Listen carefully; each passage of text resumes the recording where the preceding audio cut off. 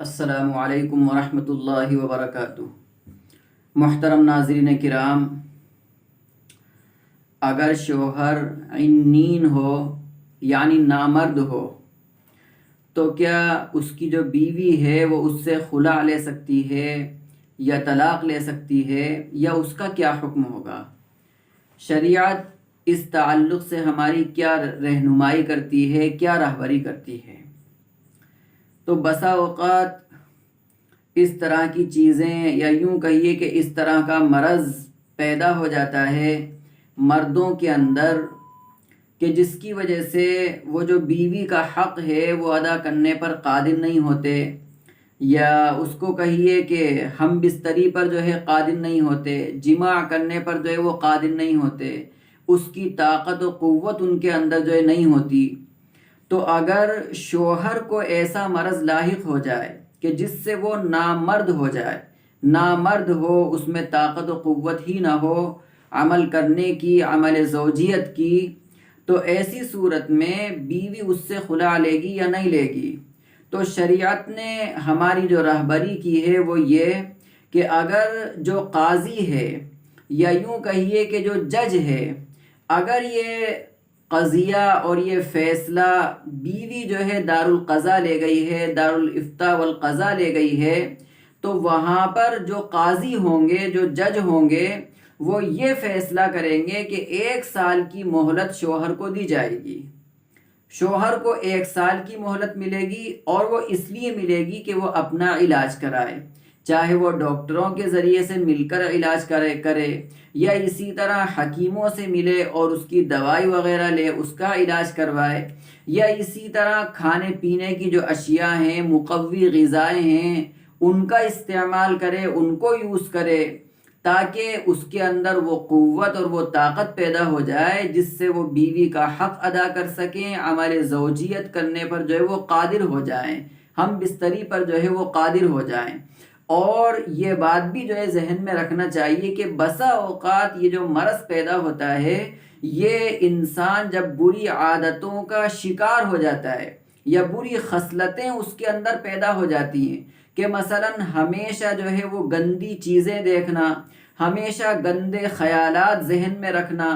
یا ہمیشہ گندی فلمیں دیکھنا، ہمیشہ موبائل کو ہی دیکھتے رہنا، اور اس میں بھی کوئی اچھی چیزیں نہیں بلکہ بری بری فلمیں اور ننگی فلمیں دیکھنا،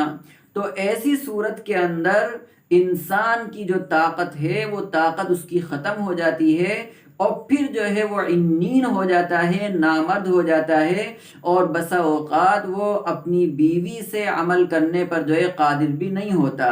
تو یہاں پر شریعت نے یہ رہبری اور رہنمائی کی ہے کہ شوہر کو 1 سال کی مہلت دی جائے گی، اگر وہ 1 سال تک جو ہے علاج کروا لے اور تندرست ہو جائے، صحت یاب ہو جائے، عمل کرنے پر قادر ہو جائے، تو اب بیوی کو حق نہیں ہے کہ وہ اس سے خلا لے یا وہ اس سے طلاق کا مطالبہ کرے۔ لیکن 1 سال کی مہلت مل گئی اور اس نے خوب علاج بھی کروا لیا، خوب ڈاکٹروں سے مل لیا، حکیموں سے مل لیا، لیکن اس کے باوجود بھی اس کا وہ مرض ختم نہیں ہوا، بلکہ وہ مرض اپنی جگہ جو ہے باقی ہے، برقرار ہے۔